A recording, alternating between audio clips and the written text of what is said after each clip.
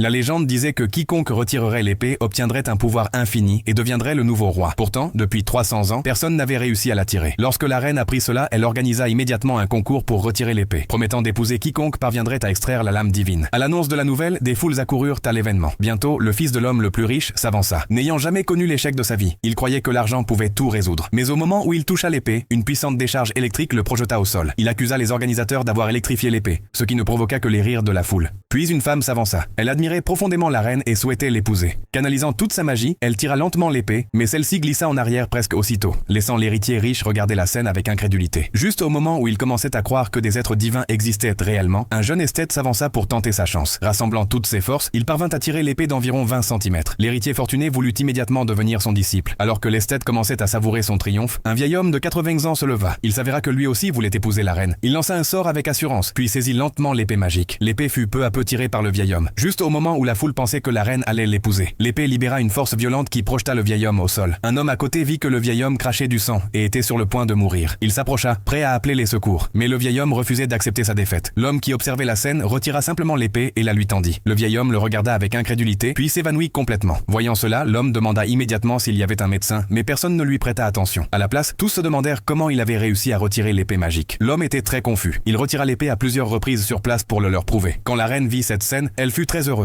Elle se rendit immédiatement sur le lieu de la compétition. Elle se préparait à épouser ce